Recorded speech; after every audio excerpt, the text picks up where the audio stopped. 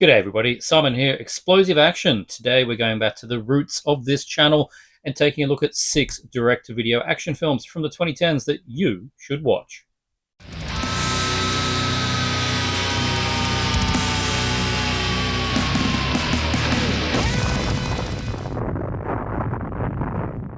For those of you who have followed this channel since its beginning, you will remember that it was actually an offshoot of my review blog, explosiveaction.com. I started that blog in 2010, 15 years ago now, and I found myself immersed at the time in a world of 80s, 90s, and 2000s action films that were going straight to VHS, to DVD, and I found that whole thing fascinating. That's why I started the blog. It was a world of action films that I wasn't aware of. I was aware of your Arnold Schwarzeneggers and your Stallones and your Van Dams, but anything that was a bit smaller than that didn't really, nothing. I knew nothing about this. So as the months went on with the review blog, I realized that these films were still being made and coming out not only on DVD but on Blu-ray, which was a format I was there for day one. And on the blog, I reviewed, for example, 2010's The Stranger, starring Steve Austin, 2011's The Hit List, starring Cuba Gooding Jr., 2012's Maximum Conviction with Steven Seagal, and so on. Many, many films. So that 2010 to 2015 or so, particularly that period, is something I'm very, very fond of, that early Blu-ray period for action films, films being made for Blu-ray, not going to cinema, and going straight to HD in the home. I felt that I was along for the ride from the start, and that was just a great experience. So in this video, I wanted to go way back to the start of the channel and do a simple look at 6 shots of 6 direct-to-video action films from the 2010s. First film we're going to talk about is 2014's Bullet, starring Danny Trejo. Frank Bullet Marasco is nearing retirement, but he is still the meanest undercover cop in LA. After an undercover drug bust, Bullet comes up against the local drug baron Carlito Kane, whose son is hours away from execution, having been put away by Bullet several years prior. Carlito Kane has a master plan to get his son Manuel off of death row, the double kidnapping of the governor's daughter and Frank's grandson Mario, to force the governor to issue a pardon and rescind Bullet's testimony that put Manuel Kane behind bars. This is where Bullet takes the law into his own hands. No one will stop him in his relentless pursuit for revenge. Bullet is a good time. If you like similar period Steven Seagal, the kind that Keone Waxman would have directed at this time, or a new Image film from, say, 2000 or so, you will feel right at home here with Bullet. Straight up, tough cop getting revenge deal with some one-liners, some CG blood. It does the job in 87 minutes without getting tiresome, melodramatic, or over the top. Trejo is always fun on screen, and his one-liners are eye-rollingly great. It doesn't do anything new whatsoever, and you can see the ending coming a mile off, but that doesn't dissuade my interest in direct-to-video action films.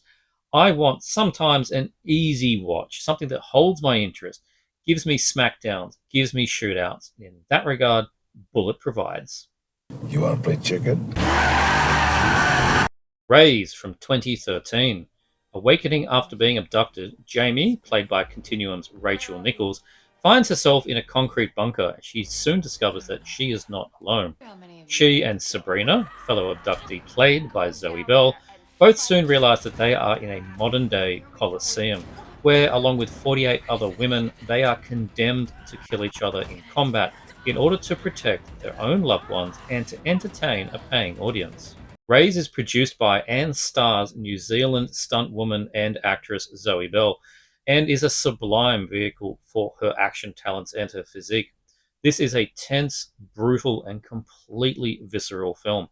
Extremely violent, bloodletting brawls, faces are being scraped down brick walls in shocking detail. There's a strong theme of vengeance coming from Zoe Bell's character, but all the combatants have their own backstories, which are explored. Some are scared, some are confused, and there's even one that's there to enjoy the fights. As you expect with these there can be only one winner type of films, You don't want to get too attached to any one character. You never know if they're going to survive the next round, but do put your hopes in check that Sabrina is amongst them. Raze uses its limited sets to its advantage, largely concentrating on the claustrophobic Colosseum or the combatants' own cells. This means that, along with the fighters, you are forced to watch the events unfold and see who will be the victor time after time. We can do this! What? Kill this mother. Hijacked from 2012.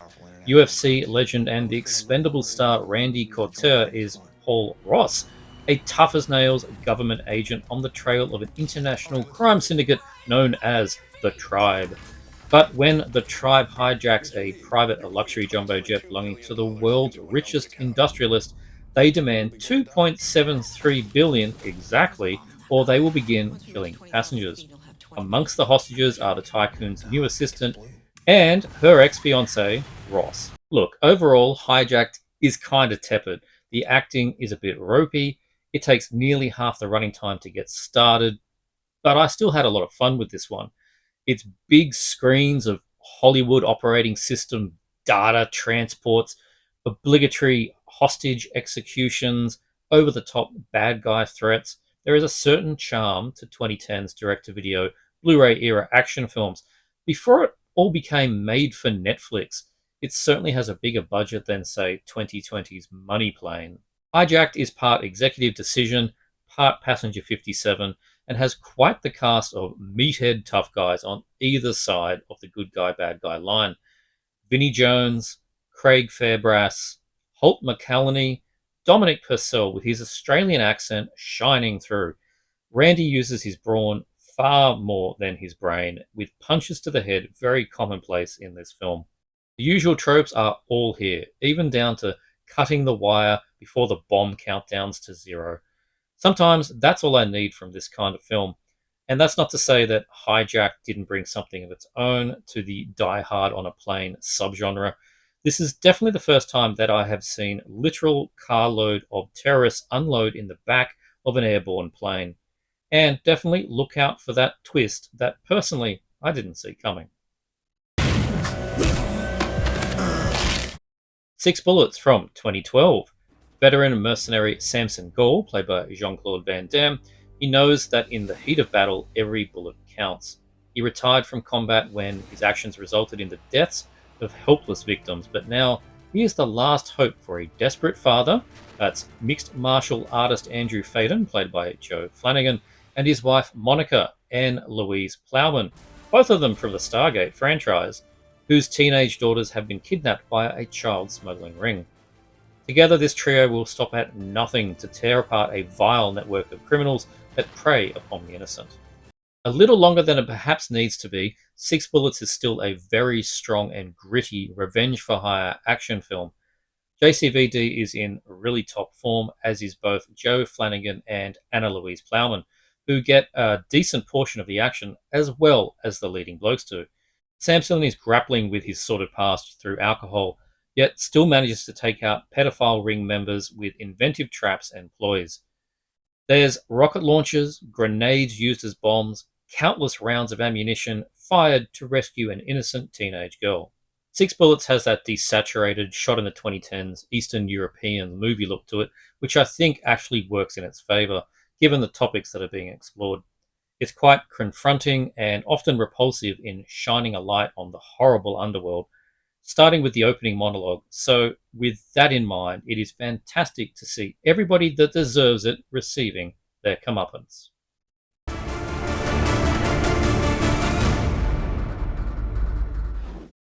Icarus, aka The Killing Machine, from 2010.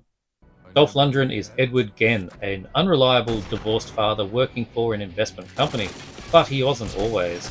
For years, he worked as a KGB sleeper agent in the US, codenamed Icarus. But when the Soviet Empire collapsed, he found himself in a foreign country with no one to trust. Determined to break from his dark past, he started over with a new identity, but you can only escape your past for so long. When a mishap on a mission in Hong Kong blows Icarus's identity, past and present collide. The assassin soon realizes he is now the target. People will want him dead, will stop at nothing to get him, and that means going after what he cares about most, his family. Icarus is ambushed on his way to the next mission by fake road workers with machine guns. His apartment is blown up, and then the CIA are now involved with a lead on who might be responsible, somebody to whom Icarus is already familiar. This truly unleashes Icarus as the killing machine, a man with a singular thought: revenge. The Killing Machine is one of Dolph Lundgren's best directorial efforts, a strong action vehicle for him to also star. It's all action all the time, with plenty of double-crossing shenanigans to keep you intrigued, all without forgoing the human element. You are what you are. There's no escaping it. And lastly, Code of Honor from 2016. When his family is murdered, Special Ops operative Colonel Robert Sykes, Steven Seagal, turns vigilante and wages war on the criminal underworld. As a stealthy one-man assault team, he takes down street gangs, mobsters, corrupt politicians with extreme prejudice. It is up to his former protege William Porter, Craig Schaefer, with the help of the local police department Detective Peterson, played by Louis Mandylor, to bring his former commander to justice and prevent him from tearing the city apart. Now, I am a devout Seagalologist, and I know what I'm getting into with these later films of his, but still, this one had no right to be as entertaining as it was. Cigar-chewing Seagal taking out bad guys with a high-powered sniper rifle versus Detective Peterson and federal agent William Porter. It's part Punisher, part Death Wish, all direct-to-video Seagal in a leather jacket. Add in arterial blood spray courtesy of a Commodore Amiga 500 copy of Deluxe Paint, and Code of Honor is a good time. It's not even hampered by the fact that Seagal doesn't speak a single line for the first 45 minutes of the film. Some might say that's even a blessing, and the serial killer angle is a fun way to wrap the story up in. But for me, I cannot get enough of cigar-chewing Seagal going to titty bars, taking shots at pimps and drug dealers with his high-powered sniper rifle, in his orange-tinted sunglasses and his backwards cap, sporting no facial expression whatsoever for the entire film. I live for this stuff, so Code of Honor does not disappoint. I thought you said no weapons. No, I said no guns. So that was my 6 shots of direct-to-video action from the 2010s. We covered 6 films here: Bullet, Raze, Hijacked, 6 Bullets, Killing Machine, and Code of Honor, that all came out on Blu-ray. It was a wild time in the early 2010s to 2015 or so, with these direct-to-video action films coming out in high definition to be enjoyed at home. I really enjoyed rewatching these ones, and you never know, we might do another one of these in a series sometime in the future. But I hope you did enjoy this more action-oriented video, taking us back to the roots of explosive action. Please remember that I have turned on channel memberships. You can join the channel for 99 cents a month. It helps me out. It helps out the channel. And, you never know. There might be some exclusive videos in the future. Otherwise, please like, subscribe, check out this thing, check out this thing. I'll see you next time.